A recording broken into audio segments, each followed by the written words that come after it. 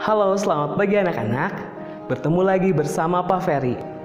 Pagi ini, Bapak akan bercerita yang berjudul Berkorban untuk Menolong. Pada suatu ketika, di sore hari yang tenang, tampaklah seorang pertapa muda sedang berjalan menyusuri tepi sungai. Tiba-tiba, matanya menangkap suatu gerakan di dekat tepi sungai tempatnya berjalan. Ternyata di sana tampak seekor kepiting yang sedang berusaha keras mengerahkan tenaganya untuk meraih tepian sungai. Melihat hal itu, pertapa muda segera saja mengulurkan tangannya ke arah kepiting untuk membantunya. Dan tentu saja kepiting tadi menjepit jari si pertapa muda. Meskipun jarinya terluka karena jepitan capit kepiting, tetapi hati pertapa muda puas karena bisa menyelamatkan si kepiting. Kemudian ia melanjutkan perjalanannya kembali. Tak jauh dari tempat itu, ternyata terlihat juga seekor kepiting lain sedang berjuang agar bisa meraih tepian sungai. Tanpa ragu, si pertapa muda kembali mengulurkan tangannya dan membiarkan jarinya dicapit oleh kepiting itu demi membantunya. Tampaknya memang ada sekelompok kepiting yang berusaha untuk tidak terseret arus sungai, karena ternyata masih ada 3 ekor kepiting lain yang juga sedang berjuang meraih tepian sungai. Tangan si pertapa muda pun terjulur untuk menolong kepiting ketiga dan keempat. Meski tangannya terluka dan mulai membengkak, pertapa muda justru terlihat senang karena ia bisa membantu menyelamatkan kepiting-kepiting itu.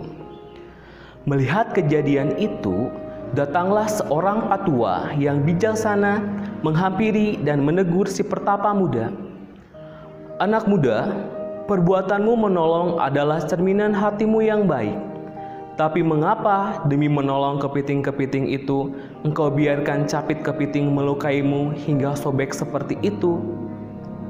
"Paman, seekor kepiting memang menggunakan capitnya untuk memegang benda. Dan saya tidak mempersalahkan jari tangan saya ini terluka asalkan bisa menolong nyawa makhluk lain. Walaupun itu hanya seekor kepiting," jawab si pertapa muda.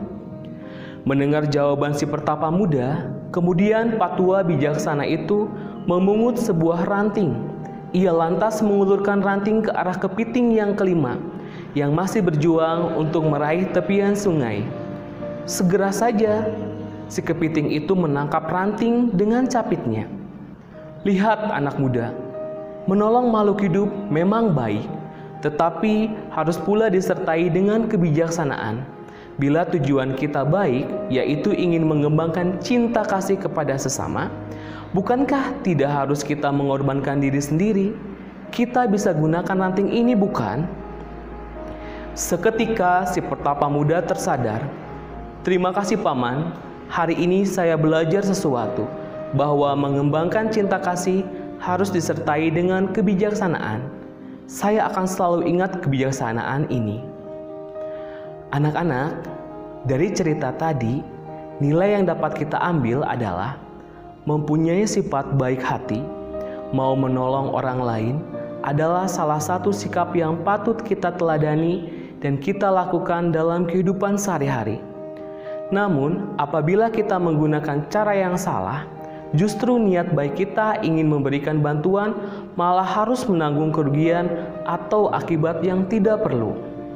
Oleh sebab itu, niat baik ingin menolong orang lain seharusnya juga disertai dengan cara yang tepat dan bijaksana, sehingga tindakan baik yang kita lakukan tersebut tidak saja memberikan manfaat bagi orang yang kita tolong, namun juga membawa kebahagiaan bagi kita yang melakukannya. Baik, sekian cerita dari Pak Ferry. Terima kasih, selamat pagi.